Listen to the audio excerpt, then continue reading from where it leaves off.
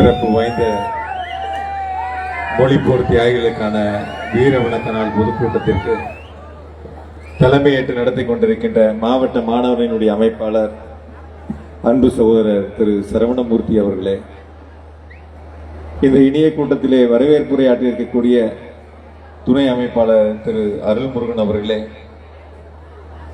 நிகழ்ச்சியிலே கலந்து கொண்டு சிறப்புரையாற்றி அமர்ந்திருக்கின்ற கழக சட்டத்திட்ட திருத்த குழு செயலாளர், நாடாளுமன்ற உறுப்பினர், வழக்கறிஞர் பேரன்புக்கும் பெருமதிப்பிற்கும் உரிய அண்ணன் திரு கிரிராஜன் அவர்களே, எனக்கு முன்னாலே உரையாற்றி அமர்ந்திருக்கின்ற தலைமை கழகத்தினுடைய தலை சிறந்த பேச்சாளர், தலைமை செயற்குழு உறுப்பினர், அன்பிற்குரிய அண்ணன் திரு கோபி குமணன் அவர்களே, மிக சிறப்பாக உரையாற்றி அமர்ந்திருக்கின்ற தலைமை கழகத்தினுடைய பேச்சாளர் டி கர்னல் கருணாநிதி அவர்களே, நிகழ்ச்சிகளை முன்னிலை வைத்து சிறப்பித்துக் கொண்டிருக்கின்ற சட்டமன்ற உறுப்பினர்கள் அண்ணன் திரு மாணிக்கம் அவர்களே, திரு மஞ்சனூர் இளங்கோ அவர்களே, திருமதி சிவகாம சுந்தரி அவர்களே, எனக்கு முன்னாலே உரையாற்றி அமர்ந்திருக்கின்ற கழகத்தினுடைய நெசவாளர்களினுடைய தலைவர் அன்பிற்குரிய அண்ணன் திரு நன்னியூர் ராஜேந்திரன் அவர்களே, நிகழ்ச்சியிலே முன்னிலை வைத்து சிறப்பித்துக் கொண்டிருக்கின்ற மாவட்ட கழகத்தினுடைய நிர்வாகிகள் திரு அண்ணன் ராஜேந்திரன் அவர்களே, MSK கருணாநிதி அவர்களே, சகோதரர் பூவை ரமேஷ் பாபு அவர்களே, அக்கா மகேஸ்வரி சுப்பிரமணியம் அவர்களே, பாரத் அவர்களே, தலைமை செயற்குழு உறுப்பினர்கள் அன்பிற்குரிய அண்ணன் மூத்தவர் சிவ ராஜகோபாலன் அவர்களே, மூத்தவர் அண்ணன் குளித்தலை சிவராமன் அவர்களே, அண்ணன் காலனி செந்தில் அவர்களே, நிகழ்ச்சியிலே கலந்து கொண்டிருக்கின்ற சாலை சுப்பிரமணியம் அவர்களே, கடவுர் செல்வராஜ் அவர்களே, கரூர் கணேசன் அவர்களே, சுப்பிரமணியன் அவர்களே, கோல்ட் ஸ்பாட் ராஜா அவர்களே, ஜோதிபாஸ் அவர்களே, VGS குமார் அவர்களே, அண்ணன் ராமர் அவர்களே, MS மணியன் அவர்களே, கே கருணாநிதி அவர்களே, ரகுநாதன் அவர்களே, அண்ணாதுரை அவர்களே, சந்திரன் அவர்களே, ரவிராஜா அவர்களே, பாஸ்கரன் அவர்களே, ராமலிங்கம் அவர்களே, சுதாகர் அவர்களே, மணிகண்டன் அவர்களே, கார்த்திக் அவர்களே, வளர்மதி அவர்களே, முத்துக்குமாரசாமி அவர்களே, வேலுசாமி அவர்களே, கரிகாலன் அவர்களே, தியாகராஜன் அவர்களே, கதிரவன் அவர்களே, குணசேகரன் அவர்களே, வாசிம் ராஜா அவர்களே, NS ஆறுமுகம் உள்ளிட்ட அனைத்து பொதுக்குழுவினுடைய உறுப்பினர்களே, மாணவனுடைய துணை அமைப்பாளர்கள் சகோதரர் செல்வம் அவர்களே, திவாகா அவர்களே, சகோதரி பிரியங்கா அவர்களே, நிகழ்ச்சியிலே முன்னிலை வைத்து சிறப்பித்துக் கொண்டிருக்கக்கூடிய அன்பிற்குரிய அண்ணன் பல்லவி ராஜா அவர்களே, விஜயகுமார் அவர்களே, மாநகரத்தினுடைய செயலர் அன்பிற்குரிய அண்ணன் திரு SP கனகராஜ் அவர்களே, கரூர் மாநகராட்சியினுடைய மேயர் திருமதி கவிதா கணேசன் அவர்களே, துணை மேயர் திரு தாரணி சரவணன் அவர்களே, இளைஞர்களுடைய அமைப்பாளர் அன்பு சகோதரர் வெங்கமேடு சக்திவேல் உள்ளிட்ட மாவட்ட இளைஞர்களுடைய அமைப்பாளர்களே, துணை அமைப்பாளர்களே, வருகின்றிருக்கின்ற வழக்கறிஞர்களே, இறுதியிலே நன்றியுரையாற்றுகின்ற அன்பிற்குரிய சகோதரர் கார்த்திகேயன் உள்ளிட்ட மாநகரத்தினுடைய நிர்வாகிகளே, பகுதியினுடைய நிர்வாகிகளே, ஒன்றியத்தினுடைய நிர்வாகிகளே, நகரத்தினுடைய நிர்வாகிகளே, பேரூராட்சியினுடைய நிர்வாகிகள் என அனைவருக்கும் அன்பு கலந்த வணக்கத்தை அன்போடு தெரிவித்துக் கொண்டு நடைபெற்றுக் கொண்டிருக்கக்கூடிய கூட்டம் வீர வணக்க நாள் பொதுக்கூட்டம். சென்னையிலிருந்து வருகை தந்து மிக சிறப்பாக மிக தெளிவாக சிறப்புரையாற்றி அமர்ந்திருக்கின்ற அண்ணன் கிரிராஜன் அவர்களுக்கு மாவட்ட கழகத்தின் சார்பாகவும் மாவட்ட மாணவர்களின் சார்பாகவும் நெஞ்சார்ந்த நன்றியை இந்த நேரத்தில் அன்போடு தெரிவித்துக் கொள்கின்றோம். கழகத்தினுடைய தலைவர், தமிழ்நாட்டினுடைய முதலமைச்சர் மாண்புமிகு தளபதி அவர்களும் இன்று கலந்து கொண்டு வீர வணக்க நாள் பொதுக்கூட்டத்திலே கலந்து கொண்டு எழுச்சி உரை ஆற்றுகின்றார்கள். இது மொழிப்போர் தியாகிகளுக்கு வீர வணக்கம் செலுத்தக்கூடிய ஒரு மகத்தான கூட்டம்.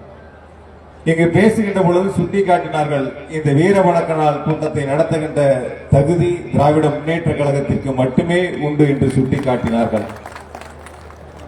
சில அரசியல் இயக்கங்கள் சில கருத்துக்களை முன்வைத்துக் கொண்டிருக்கின்றார்கள். சில பேர் பெரியாரை பற்றி பேசிக் கொண்டிருக்கிறார்கள். சில பேர் இன்னும் சில பேர் அண்ணன் கிரிராஜன் அவர்கள் சுட்டி காட்டியதை போல அடுத்த முதல்வர்கள் என்று சொல்லிக் கொண்டிருக்கிறார்கள். ஆனால் திராவிட முன்னேற்ற கழகம் மட்டும்தான் நாட்டுக்காக, தமிழ் நாட்டுக்காக, தமிழ் மொழிக்காக ஒரு இயக்கத்தை மக்களுக்காக உழைத்துக் கொண்டிருக்கின்ற ஒரு இயக்கம் என்று சொன்னால் அது திராவிட முன்னேற்ற கழகம் என்பதை நம்முடைய கழக தலைவர் அவர்கள் வழிநடத்திக் கொண்டிருக்கின்றார்கள். 1938ஆம் ஆண்டு தொடங்கிய இந்த மொழிப்போர், அதற்கான இந்த பயணம் என்பது இன்று வரை தொடர்ந்து கொண்டே இருக்கின்றன. நாடாளுமன்றத்தில் மத்தியில் இருக்கக்கூடிய பாஜக அரசு செய்யக்கூடிய சூழ்ச்சிகளை இங்கு நாடாளுமன்ற உறுப்பினராக அண்ணன் கிரிராஜன் அவர்கள் சுட்டிக்காட்டினார்கள். 1938ஆம் ஆண்டு காஞ்சிபுரத்தில் தொடங்கிய அந்த பயணம் என்பது, இந்திய எதிர்ப்புக்கான அந்த பயணம் என்பது இன்று வரை தொடர்ந்து நடைபெற்றுக் கொண்டே இருக்கின்றன.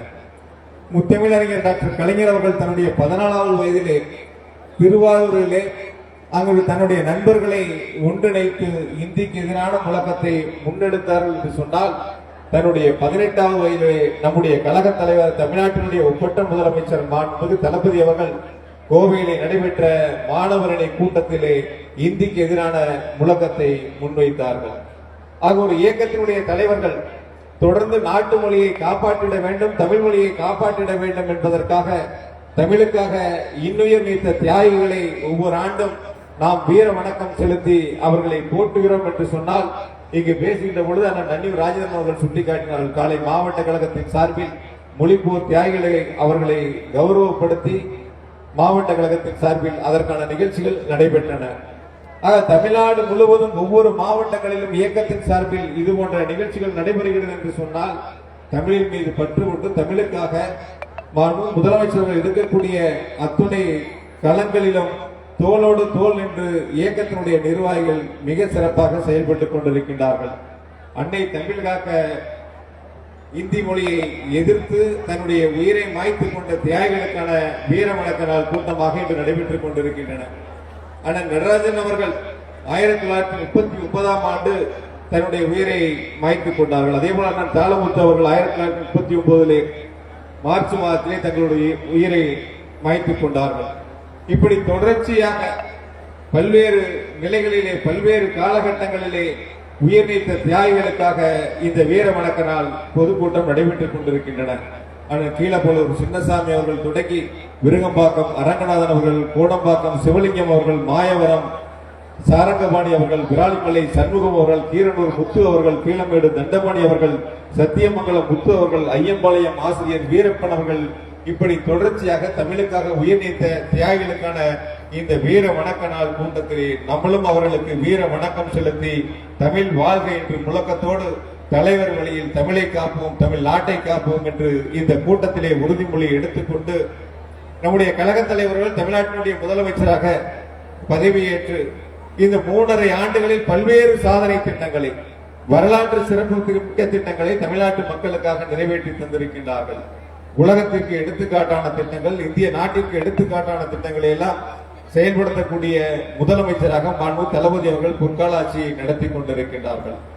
மகளிருக்கு மாதம் 1000 ரூபாய் வழங்கக்கூடிய கலைஞர் மகளிர் உரிமை திட்டம் என்ற ஒரு அற்புதமான திட்டத்தை தொடங்கி வைத்து இன்று பிஜேபி ஆளக்கூடிய மாநிலங்கள், பிஜேபி தேர்தல் களத்தை சந்திக்கக்கூடிய மாநிலங்கள் எல்லாம் இந்த மகளிர் உரிமை தொகை வழங்கக்கூடிய திட்டத்தை தேர்தல் வாக்குறுதியாக கொடுத்து களத்திலே மக்களை சந்திக்கிறார்கள் என்று சொன்னால், நாட்டிற்கு வழிகாட்டக்கூடிய முதலமைச்சராக, முதல்வர்களுக்கெல்லாம் முதல்வராக மாண்பு தளபதி அவர்கள் பொற்கால ஆட்சியை நடத்தி கொண்டிருக்கிறார்கள். இந்த திட்டம் தேர்தல் வாக்குறுதி கொடுத்த பொழுது இன்றைய எதிர்க்கட்சி தலைவராக இருக்கின்ற எடப்பாடி பழனிசாமி சொன்னார், இந்த திட்டத்தை செயல்படுத்த முடியாது என்று சொன்னார். அப்பொழுதே நம்முடைய கழக தலைவர் அவர்கள் சுட்டிக்காட்டினார்கள், ஆட்சி பொறுப்பை ஏற்று மகளிருக்கு சொன்னபடி 1000 ரூபாய் உரிமை தொகை வழங்கப்படும் என்று சொன்னார். இன்று கோடிக்கணக்கான தாய்மார்களுக்கு மாதம் 1000 ரூபாய் சொன்ன தேதிக்கு முன்பாகவே வழங்கக்கூடிய தலைவர் நம்முடைய கழக தலைவர், தமிழ்நாட்டினுடைய முதலமைச்சர் என்பதை செல்லும் இடமெல்லாம் தாய்மார்கள் முக மலர்ச்சியோடு தலைவரை வரவேற்று தங்களுடைய ஆதரவை வழங்கிக் கொண்டிருக்கின்றார்கள். ஆரம்ப காலத்தில் ஆட்சி பொறுப்பேற்ற பொழுது நம்முடைய கழக தலைவர்கள் செல்லுகின்ற இடமெல்லாம் கையில் மனுக்களோடு நின்ற தாய்மார்கள் இன்று தலைவரை காண்பதற்காக முக மலர்ச்சியோடு நின்று, நீங்கள் உங்கள் உடலை பார்த்துக் கொள்ளுங்கள், உங்களுக்கு ஆதரவாக நாங்கள் இருக்கின்றோம், உங்கள் ஆட்சிதான் தொடர்ந்து தமிழ்நாட்டில் எங்கள் ஆதரவு என்று உங்களுக்கு என்று முகமலர்ச்சியோடு தங்களுடைய ஆதரவை தெரிவித்துக் கொண்டிருக்கின்றார்கள். அதுதான் நாட்டு மக்களுக்கான ஒரு ஆட்சி, ஒரு சிறந்த ஆட்சி, மற்றவர்களுக்கு ஒரு உதாரணமான ஆட்சி. ஆட்சி பொறுப்பேற்ற முதல் நாள் முதல் கையெழுத்தை வைத்தார்கள். மகளிருக்கு அரசு பேருந்துகளில் கட்டணம் இல்லாத விடியல் பயண திட்டம் என்ற ஒரு மகத்தான திட்டத்தை கையெழுத்திட்டு தொடங்கி வைத்த முதலமைச்சர் மாண்புமிகு தளபதி அவர்கள் இன்று லட்சக்கணக்கான தாய்மார்கள் அரசு பேருந்துகளில் கட்டணம் இல்லாத பயணத்தை இன்று செய்து கொண்டிருக்கின்றார்கள். இந்த திட்டம் என்பது பல்வேறு காலகட்டங்களிலே சொல்லுவார்கள், இது ஒரு மகளிர் சில நேரங்களிலே குறிப்பிடுகின்ற பொழுது அந்த பேருந்துக்காக காத்திருக்கின்ற பொழுது பேருந்து வருகின்ற பொழுது சொல்கின்றார்கள் ஸ்டாலின் பஸ் வருகிறது என்று தன்னுடைய ஆதரவுகளையும் அன்பையும் அந்த நேரத்திலே அவர்கள் முகத்திலே பார்க்கின்ற பொழுது ஒரு சிறந்த ஆட்சி, மக்களுக்கான ஆட்சி, அதுவும் மகளிருக்கான ஒரு ஆட்சியாக நம்முடைய முதலமைச்சர் மாண்பு தளபதி அவர்கள் இன்று பொற்கால ஆட்சியை நடத்தி கொண்டிருக்கின்றார்கள். அதே போல புதுமை பெண் திட்டம், அரசு உதவி பெறுகின்ற பள்ளியிலே படித்திருக்கக்கூடிய மாணவிகள் உயர்நிலைக்கு கல்லூரிக்கு செல்லுகின்ற பொழுது மாதம் 1000 ரூபாய் வழங்கக்கூடிய ஒரு மகத்தான திட்டத்தை, புதுமை பெண் திட்டத்தை தொடங்கி வைத்து இன்று தாய்மார்கள், குறிப்பாக மகளிர்கள் உயர்கல்வியிலே எண்ணிக்கை உயர்ந்திருக்கிறது என்று சொன்னால் அதற்கு அடித்தளம் இட்டு திட்டத்தை தந்த முதலமைச்சர் மாண்புமிகு தளபதி என்பதிலே செல்லுமிடமெல்லாம் மாணவிகள் முதலமைச்சரை பாராட்டிக் கொண்டிருக்கின்றனர். அன்போடு அப்பா என்று அழைக்கக்கூடிய ஒரு முதலமைச்சரை இன்று தமிழ்நாட்டு மாணவிகள் பெற்றிருக்கிறார்கள் என்று சொன்னால் முதலமைச்சர்களுடைய உழைப்பு, மக்களுக்கான திட்டங்களை வழங்கக்கூடிய அந்த மகத்தான திட்டங்கள். அரசு உதவிகளில் பள்ளியை படிக்கக்கூடிய மாணவர்கள் உயர்கல்விக்கு செல்கின்ற பொழுது மாதம் 1000 ரூபாய் பெறக்கூடிய ஒரு மகத்தான திட்டம் தமிழ் புதல்வன் திட்டம். இந்த திட்டத்தின் மூலமாக மாதம் 1000 ரூபாய் மாணவர்கள் உதவித்தொகைகளை பெற்று தங்களுடைய உயர்கல்வியை தொடர்ந்து கொண்டிருக்கிறார்கள். அதே போல நான் முதல்வன் என்ற ஒரு அற்புதமான திட்டம், முதலமைச்சருடைய கனவு திட்டமாக நான் முதல்வன் திட்டத்தை தொடங்கி வைத்து இன்று லட்சம் மாணவர்களும் இளைஞர்களும் அந்த திட்டத்திலே பயன்பெற்றுக் கொண்டிருக்கின்றார்கள் என்று சொன்னால் தொடர்ந்து முதலமைச்சர்கள் அந்த சிறப்பான திட்டத்தை முன்னெடுத்து இன்னும் லட்சக்கணக்கான மாணவர்களும் மாணவிகளும் அந்த திட்டத்திலே பயன்பெற வேண்டும் என்பதற்காக அதை இன்னும் சிறப்பாக செயல்படுத்திக் கொண்டிருக்கின்றார்கள். காலை உணவு திட்டம், வேலைக்கு செல்லுகின்ற தாய்மார்கள், காலை 6 மணிக்கு பணிக்கு செல்லக்கூடிய தாய்மார்கள், உதாரணத்திற்கு ஒரு தூய்மை பணியாளர் காலை 6:30 மணிக்கு பணிக்கு கிளம்புகிறார் என்று சொன்னால் 7 மணிக்கு அவர் களத்திலே நிற்க வேண்டும். அப்படி களத்துக்கு செல்லக்கூடிய தாய்மாருடைய குழந்தைகள் காலை பள்ளிக்கு செல்லுகின்ற பொழுது உணவு இருக்கிறதா இல்லையா, எடுத்துக்கொண்டார்களா இல்லையா என்று கவலையோடு களத்தில் நின்று பணியாற்றிய தாய்மார்களுடைய ஒரு வரப்பிரசாதமாக காலை உணவு திட்டம் என்ற ஒரு மகத்தான திட்டத்தை தொடங்கி வைத்து இன்று லட்சக்கணக்கான மாணவ மாணவிகள் குழந்தைகள் அந்த திட்டத்திலே பயன்பெற்றுக் கொண்டிருக்கின்றார்கள். இப்படி ஒவ்வொரு திட்டமாக முதலமைச்சர்கள் பார்த்து மக்களுக்காக செயல்படுத்திக் கொண்டிருக்கின்றார்கள். இந்த திட்டங்களோடு சேர்த்து இன்னும் பல திட்டங்களை, குறிப்பாக நம்முடைய மாவட்டத்திற்கு வரலாற்று சிறப்புமிக்க திட்டங்களை முதலமைச்சர்கள் வழங்கி இருக்கின்றார்கள் என்று சொன்னால் மாவட்டத்தினுடைய வளர்ச்சியில் தனி கவனத்தை முதலமைச்சர்கள் செயல்படுத்திக் கொண்டிருக்கின்றார்கள், வழங்கிக் கொண்டிருக்கின்றார்கள்.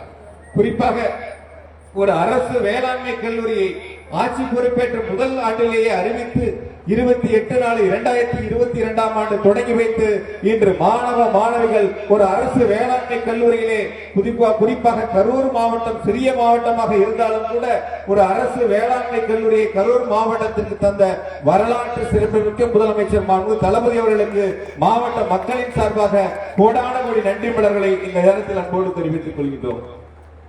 சில பேர் பஸ் ஸ்டாண்டு சொல்லிக்கிட்டே இருந்தாங்க.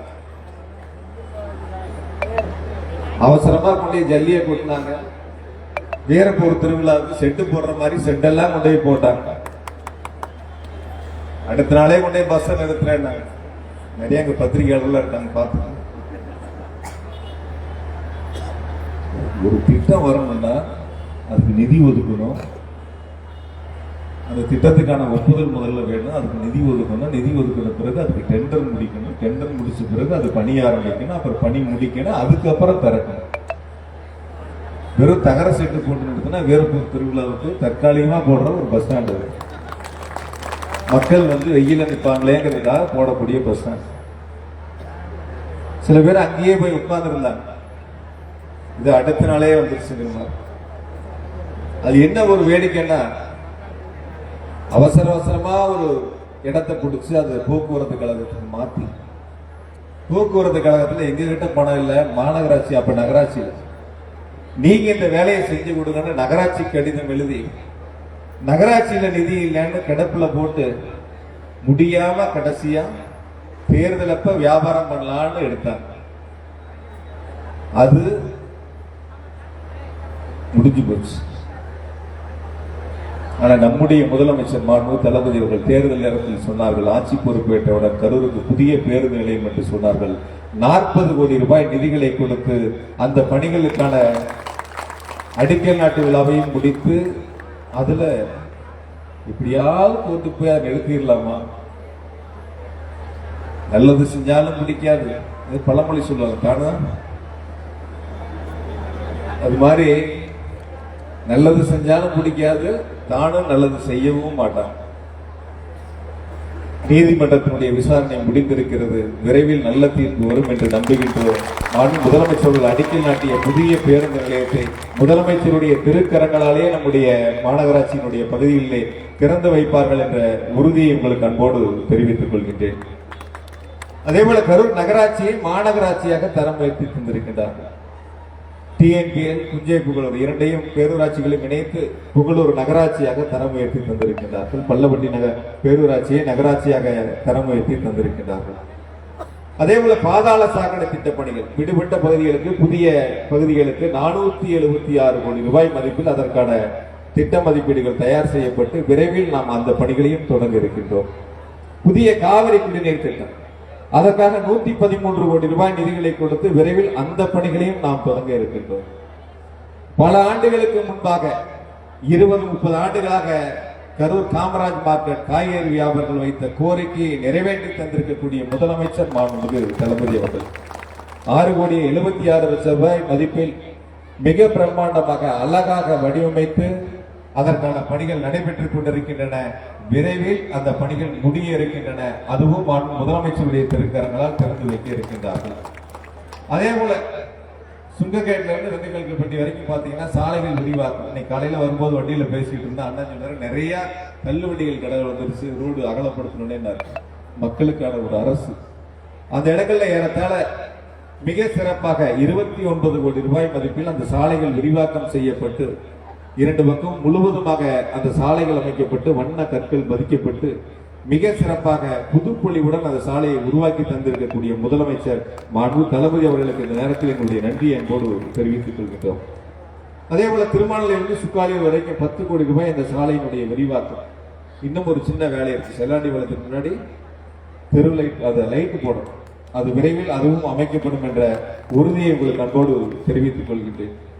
வெங்கமேடு மேம்பாலத்திலிருந்து அரசு காலனி போற அந்த வாங்கல் சாலை வரைக்கும் 13 கோடி ரூபாய் மதிப்பீட்டில் மிக பிரம்மாண்டமான ஒரு சாலை அமைக்கப்பட்டு அந்த பகுதியிலிருந்து வரக்கூடிய மக்கள் மகிழ்ச்சியோடு பயன்படுத்தக்கூடிய வகையில் ஒரு சிறப்பான சாலையாக அதற்கான நிதிகளை தந்திருக்கக்கூடிய முதலமைச்சர் மாண்பு தளபதி அவர்கள் என்பதை இந்த நேரத்தில் அன்போடு நான் தெரிவித்துக் கொள்கின்றேன். கரூரிலிருந்து கோவை செல்லக்கூடிய சாலை 4 வழி சாலையாக மாற்றுவதற்கு அது நம்முடைய கரூரிலிருந்து வைரமடை வரை ஏறத்தாழ 137 கோடி ரூபாய் மதிப்பில் அதற்கான பணிகள் நடைபெற்றுக் கொண்டிருக்கின்றன. விரைவில் அந்த பணிகளும் நிறைவு பெற இருக்கின்றன. அதே போல திருவள்ளூர் மைதானத்தில் ஒரு நூலகம் 6,90,00,000 ரூபாய் மதிப்பிலான நூலகம் பிரம்மாண்டமாக அந்த பணிகள் நடைபெற்றுக் கொண்டிருக்கின்றன. அதுக்கும் கோர்ட்டுக்கு போனாங்க. படிக்கிற குழந்தைங்க, போட்டித் தேர்வுக்கு தயாராகக்கூடிய மாணவ மாணவிகள் தங்களுடைய வாழ்க்கை தரத்தை மேம்படுத்திக் கொள்வதற்காக அந்த நூலகத்தை பயன்படுத்துகின்றார்கள். அந்த நூலகத்தினுடைய கட்டுமான பணிகளை கூட நிறுத்துவதற்கு நீதிமன்றத்திற்கு சென்றார்கள். ஆக ஒரு அரசினுடைய திட்டங்களை கொண்டு வருவதற்கு நீதிமன்றத்திற்கு தடையாக செல்லக்கூடியவர்கள் அந்த திட்டங்களை பற்றி சிந்திக்காமல் இருக்கின்றார்கள். ஆனால் அந்த திட்டங்களை எல்லாம் சிந்தித்து மக்களுக்கு என்ன தேவை, நீங்கள் எத்தனை தடைகளை உருவாக்கினாலும் அதை உடைத்து அந்த திட்டங்களை செயல்படுத்தக்கூடிய அரசு திராவிட மாடல் அரசு என்பதை இந்த நேரத்தில் நான் மகிழ்ச்சியோடு தெரிவித்துக் கொள்கின்றேன். அதே போல ஒரு அரவக்குறிச்சியில் ஒரு அரசு கலை மற்றும் அறிவியல் கல்லூரி நீண்ட ஆண்டுகள் கோரிக்கை. அந்த பகுதி மக்கள் எங்களுடைய பகுதிக்கு ஒரு அரசு கலைக்கல்லூரி வேண்டும் என்ற கோரிக்கை முதலமைச்சர்கள் உடனடியாக அதை நிறைவேற்றி தந்து இன்று மாணவ மாணவிகள் அங்கே உயர்கல்வியை பயின்று வருகிறார் என்று சொன்னால் எந்த பகுதிக்கு என்ன தேவை என்பதை உணர்ந்து திட்டங்களை தந்திருக்கக்கூடிய முதலமைச்சர் மாண்பு தளபதி அவர்கள் கரூர் நெரூரிலிருந்து உன்னியூருக்கு குறிப்பாக 101 கோடி ரூபாய் மதிப்பில் உயர்மட்ட பாலம் மிக சிறப்பாக பிரம்மாண்டமாக மிக அழகாக அந்த பால பணிகள் நடைபெற்றுக் கொண்டிருக்கின்றன. சென்னை செல்ல வேண்டும் என்று சொன்னால் திருச்சி சென்று சுற்றி செல்வதை மாற்றி நாம் முதலமைச்சர்கள் நிறைவேற்றி தந்திருக்கிறார்கள் என்பதை இந்த நேரத்தில் மகிழ்ச்சியோடு தெரிவித்துக் கொள்கின்றேன். அதே போல பணிக்கு செல்லக்கூடிய மகளிர், உழைக்கும் மகளிருக்கு தங்கும் விடுதி, அதே போல தரகம்பட்டி அரசு கலைக்கல்லூரிக்கு 12 கோடி ரூபாய் மதிப்பிலே புதிய கட்டிடத்திற்கான நிதிகளை தந்திருக்கக்கூடிய முதலமைச்சர் மாண்புமிகு தளபதி அவர்கள். இங்கே குளித்தலை சட்டமன்ற உறுப்பினர் அண்ணன் அவர்கள் இருக்கின்றார்கள்.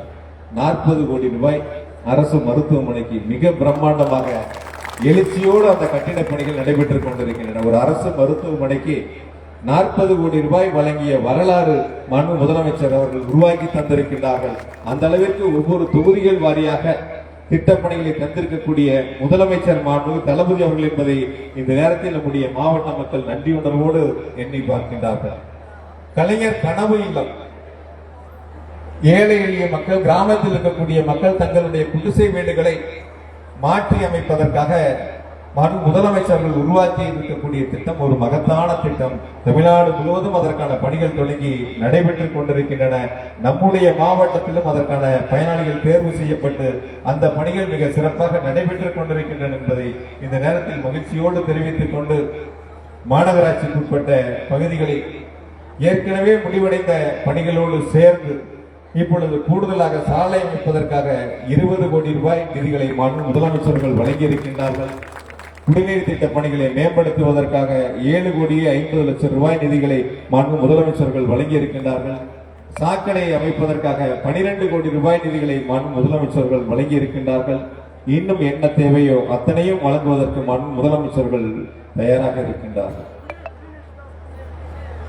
எதை தின்னா பித்தம் தெளியும் அப்படின்னு சொல்லுவாங்க. ஒரே ஒரு தடவை வெறும் 441 புரியும் நினைக்கிறேன். பேர சொல்ற அளவுக்கு தகுதி இல்லாதவங்க, அருகதையும் இல்லாதவங்க, எதை தின்னா பித்தம் தெளியும் நினைக்கிறாங்க. முதல்ல பஞ்சாயத்தை மாநகராட்சியோட சேர்த்த தீர்மானத்தையும் போட்டாங்க, போட்டு கலெக்டருக்கும் கொடுத்தாச்சு. மாவட்ட ஆட்சியரும் அரசுக்கு கருத்து அனுப்பியாச்சு, அதற்கான அறிவிப்பும் வந்தாச்சு. திரும்பவும் கொண்டு போய் மாவட்ட ஆட்சியர்கிட்ட ஒரு மனு கொடுக்குறாங்க, எங்களை சேர்த்த வேண்டாம். தீர்மானத்தையும் போட்டுட்டு தீர்மானத்தை மாவட்ட ஆட்சியருக்கும் அனுப்பிட்டு பல வருஷமா விட்டுட்டு இப்ப வேண்டான்னு கொண்டே கொடுக்குறாங்க. சரி பண்ணி வேண்டான்னு கொடுத்தீங்களே, அதோட நிறுத்த வேண்டியதானே. மினிட் புக்கை எடுத்து வேற தீர்மானம் போட்டது மேல பேப்பரை ஒட்டி திருத்தி கொண்டு போய் அதையும் கொடுக்குறாங்க. சில பேரு மஞ்சப்பை பூரா என்னமோ சொல்லுவாங்க, ஏதோ இருக்கு. அந்த மாதிரி ஒரு சூழ்நிலையில ஒட்டுமொத்தமா 4 தொகுதியும் திராவிட முன்னேற்ற கழகம் உதயசூரியன் சின்னத்தை வெற்றி பெற செய்த மக்கள், நம்முடைய மாவட்ட மக்கள் முதலமைச்சருக்கு அரணாக இருந்து அந்த வெற்றியை வழங்கி இருக்கின்றார்கள். உள்ளாட்சி தேர்தலில் ஒரு சிறப்புமிக்க வெற்றியை நம்முடைய மாவட்ட மக்கள் உருவாக்கி தந்திருக்கின்றார்கள். ஆக மாநகராட்சிகளுடைய இணைப்பதற்கே இத்தனை பித்தலாட்டம். தீர்மானம் போட்டா ஒத்துக்க வேண்டியதானே, போட்டுட்டே தெரியாம பண்ணிட்டேன். இதுல வேற நோட்டீஸ், இதை ஏறிடும் அதை ஏறிடும். இன்னைக்கும் சனப்புரட்டியில் 30 ரூபா தான் தண்ணிக்கு, இன்னைக்கும் வெங்கமேட்டில் 50 ரூபா தான் குடிநீர் கட்டணம். இன்னைக்கு கரூர் நகராட்சியில், கரூர் பழைய நகராட்சி பகுதியில் 90 ரூபாய் குடிநீர் கட்டணம். எங்கேயும் ஏறலையே, எதுவும் மாத்தலையே. பழைய கட்டணங்கள் தான் வசூலிக்கப்படும். ஆனா மக்கள்கிட்ட கொண்டு போய் இது ஏறிடும் அது ஏறிடும், அந்த வரி ஏறிடும் இந்த வரி ஏறிடும். ஒட்டு மொத்தமா ஏதோ ஒரு தடவை தப்பி தவறி 441 படியேறி, அது நடந்துச்சா நடக்கலையான்னு தெரியல. அங்க இருந்து நன்னூரனுக்கு தான் தெரியும் என்ன நடந்துச்சு. கடைசி சுத்துல என்ன நடந்துச்சுன்னு அவருக்கு தான் தெரியும். எதுக்காக சொல்றேன்னா, 2021 மனு வாங்கினாங்களா, அந்த மனுவை எங்கேயோ இருந்து எடுத்தாங்க. நல்ல வேலை கிடைச்சிருக்கு, குப்பு பொறுக்கிற வேலை. என்ன வேலை? குப்பு பொறுக்கிற வேலை. 2021 வாங்கின மனு குப்பையில அழுக்கே ஆகலையா, இல்ல மழையே பெய்யலையா, இல்ல காத்தே அடிக்கலையா, அதுக்கு மேல எந்த குப்பையும் போடலையா, இந்த குப்பை மட்டும் தனியா இருந்துச்சா, அப்படியே எடுத்து தலையில வச்சா ஒரு சொட்டு குப்பை இல்ல, அதுல ஒரு சொட்டு மண் இல்ல. ரொம்ப தெளிவா இருந்தது. பண்ற பிராடாவது, பண்ற பொய்யாவது, பண்ற தப்பாவது சரியா பண்ணணும்ல, சொல்லக்கூடிய கருத்தாவது நம்புற மாதிரி இருக்கணும்ல. இன்னும் அது அவங்களோட ஒரு தலைவர் இருக்காரு, அமாவாசை கணக்கு சொல்லி. அமாவாசை வரும் பௌர்ணமி வரை எல்லாம் மாறி மாறி வந்துகிட்டு தான் இருக்கும். எத்தனை அமாவாசை வந்தாலும் எத்தனை பௌர்ணமி வந்தாலும் தமிழ்நாட்டை ஆளக்கூடிய முதலமைச்சர் மாண்பு தளபதி அவர்கள் தான்.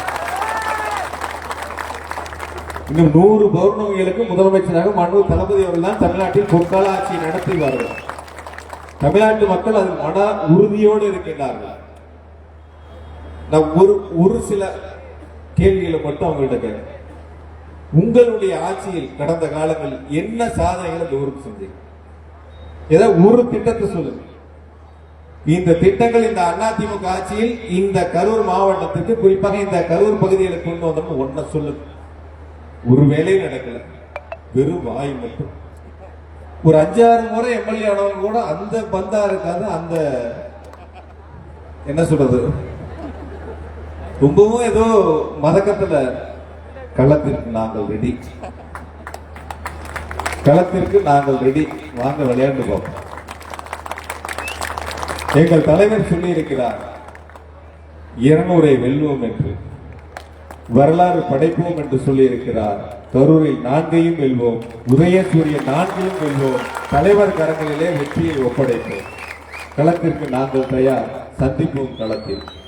எங்களை வழிநடத்த கழகத்தினுடைய இளைஞரணி செயலாளர் மாண்பு துணை முதலமைச்சர் அவர்கள் எங்களை வழிநடத்தி கொண்டிருக்கின்றார். தலைவருடைய திட்டங்களை, துணை முதலமைச்சருடைய எண்ணங்களை மக்களிடத்திலே எடுத்து சொல்வோம். கரூர் மாவட்டத்தில் 4 தொகுதிகளை வென்று 2026இல் 204 கரூர் வென்றது என்ற வரலாற்று சாதனையை உருவாக்குவோம்.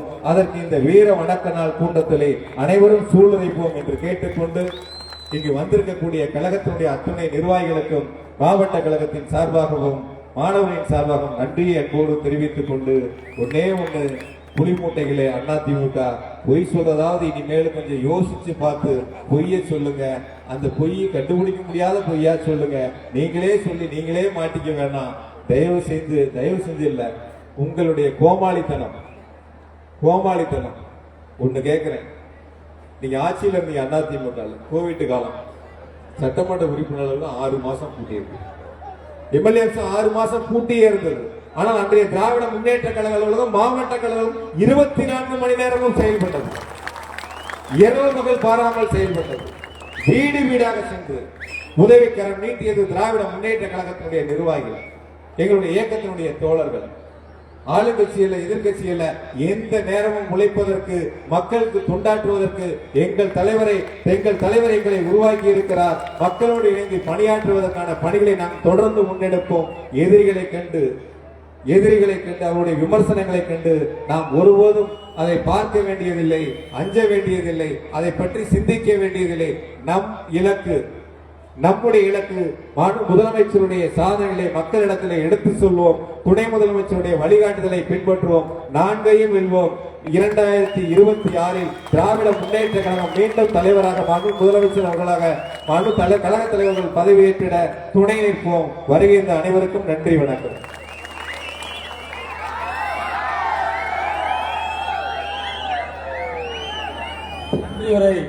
MP கார்த்திகேயன் அரசியல் ஆசான் அண்ணன் செந்தில் பாலாஜி அவர்கள், அமைச்சர் அவர்களை வணங்கி இந்த மொழிபோர்த்தியாளர்கள் வீர வணக்க நாள் பொதுக்கூட்டத்திற்கு வருகை தந்த உங்கள் அனைவருக்கும் கரூர் மாவட்ட மாணவர்கள் சார்பாக நன்றியை தெரிவித்துக் கொள்கிறோம். நன்றி.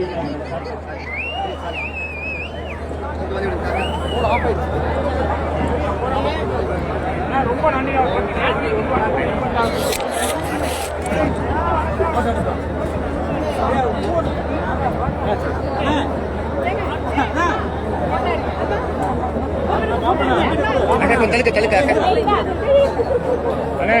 234 எங்க இருந்தாலும் ஜெயிப்பார்.